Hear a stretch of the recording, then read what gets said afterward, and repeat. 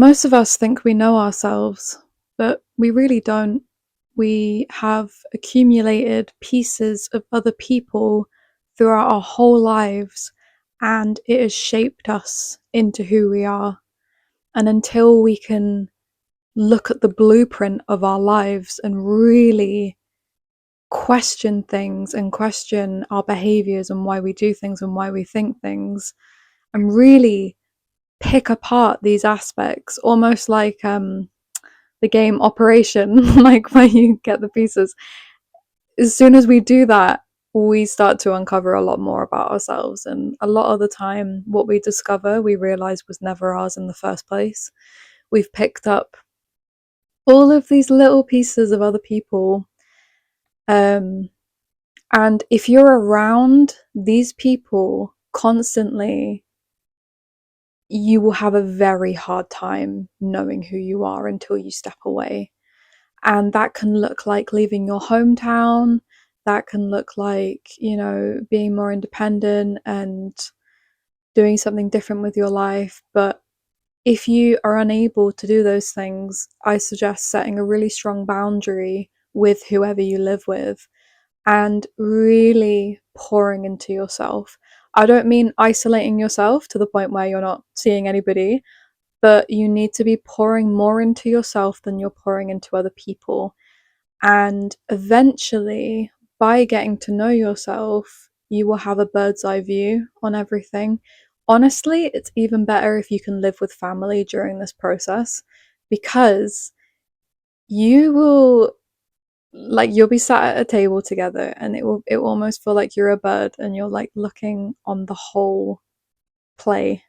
It's a play. You're looking at the whole scene and you're like, wow, none of this is mine. All of these beliefs, that's where that came from. That's not mine. I actually don't agree with that.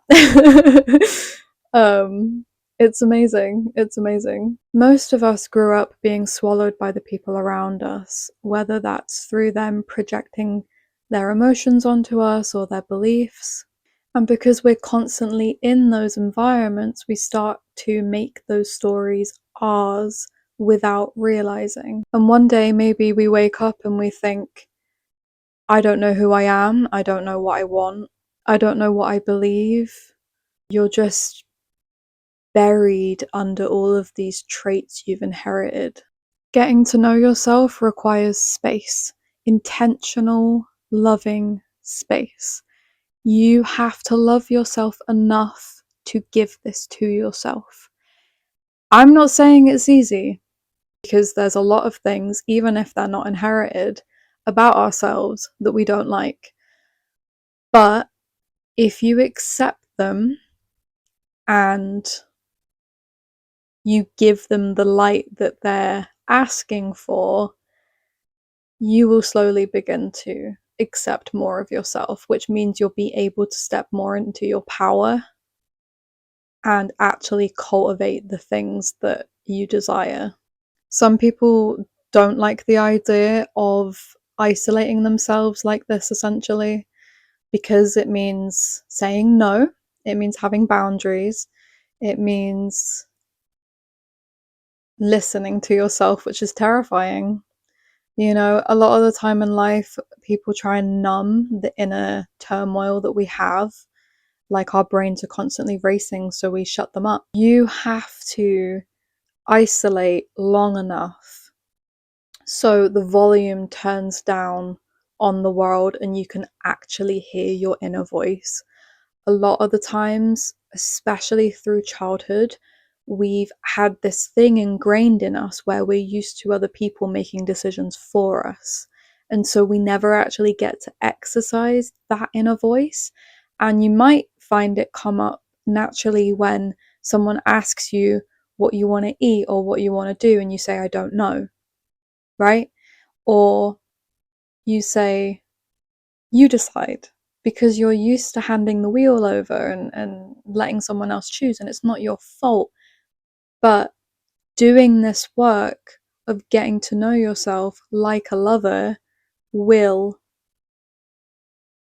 change your life. Everybody needs a period of isolation, because time alchemizes everything. When I say isolation, I don't mean doom scrolling. I don't you're isolating yourself from yourself further. I mean intentional getting to know yourself. Take yourself on dates.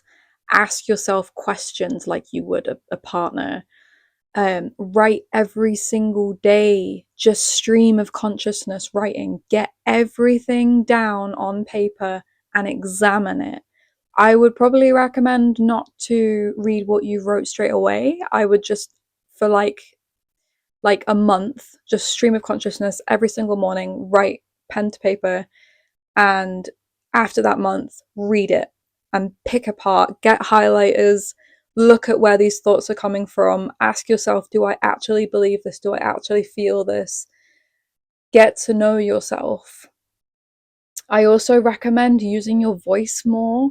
So that can look like speaking to yourself in the mirror, or if you find that you struggle with that and it comes across less naturally, then pretend you're voice recording yourself to a friend. Just pretend that you're talking to a friend, and you will learn so much about yourself, because this is also a form of emptying yourself to refill yourself with stuff that you choose. So, like, because we're so full of shit, we don't have space to even develop a sense of self or what we want to create or what we want to do. So you have to empty yourself. But in order to do that, also you have to have acceptance, and you have to examine it. You need time away from people, especially if they have quite a big bearing and influence on your life, because that will sort of keep you in this bubble, and you have to pop it. You just need time to actually be able to hear your own thoughts, and the more you empty yourself, the stronger your intuition will become, and the more you'll trust yourself to make decisions in your best interest, not what other people are telling you to do or what they think would be good for you to do. Just ask yourself questions every day. Ask yourself, is this who I want to become without the limitations that people are putting on me? Or is this in alignment with who I want to be? This work is not always comfortable. Now, I'm a bit strange and I really enjoy shadow work. And I don't know why. Like, I'm not saying I've enjoyed the whole process. Definitely not saying that, because it is hard. But when you reach this point of, the aha moment, or like when you've played dot to dot and everything makes sense, that's when it's worth it. But I also find the whole process of actually analyzing really interesting and asking questions, but not everybody will. So I'm just very strange. But yeah, this work is not comfortable, but it's not supposed to be. You are going to be stripped naked. You are going to be bare and raw, and it is going to feel like you've taken 10 steps backwards, but you haven't. You've taken a couple backwards so you can take 10 forwards. Every emotion that you've been avoiding, every belief you absorbed without questioning, it will feel like you are being stripped of everything you know. And that is exactly what is supposed to happen. Underneath all of the noise and the inherited stories, there you are. You're underneath all of it. Meeting that version of yourself is one of the most transformative experiences you will ever have. Carl Jung actually says that one of the most important reasons we're here is to understand ourselves better. And he talks about the process of individuation and why that's so necessary. And once you've gotten to this core, it feels like you are just looking at everything with a whole new set of eyes. I really think it's important to romanticize this as well. We put so much effort and emphasis on getting to know other people, what makes them tick, what they like, what they don't like, what dreams they have, what makes them feel safe. But we don't do that with ourselves. Take yourself on dates, go sit in a cafe alone, write every day. Get to know yourself with the same curiosity and softness that you would give to someone that you're falling in love with. Seriously, it will change your life. You should be falling in love with yourself. You should be showing up for yourself just like someone you care about. And a lot of the time, the reason we don't, and the reason self-love has been put on like a really bad scale, like people think that, oh, if they love themselves, they're egotistical. But the reason people don't love themselves in the first place isn't even because of us, it's because of everybody else. Like our parents, they might have been insecure about something and we overheard them say something. Maybe someone made a negative comment towards us. You know, all of these things we've absorbed and we haven't even asked ourselves, why? Why do I not like myself?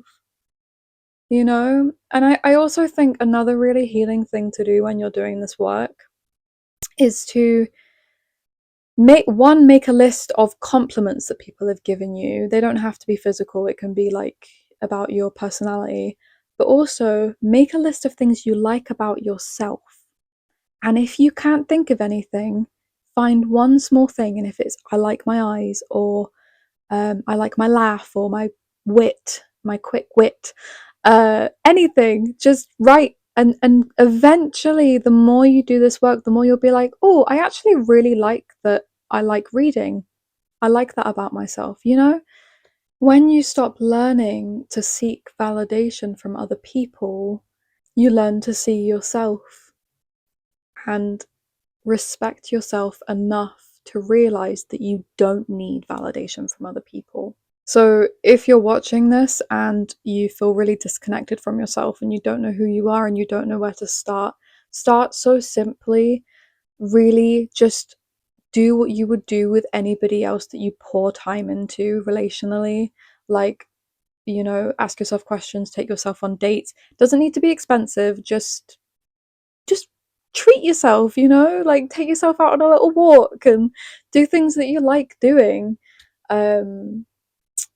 And write every single day. Get rid of the shit that has been put on you. It is not yours. You can reclaim your power. You're not just discovering yourself, you're returning to yourself. You're returning to your soul. You are meeting the person that you were always meant to be, but they were just surrounded by all this noise and you couldn't have access to them.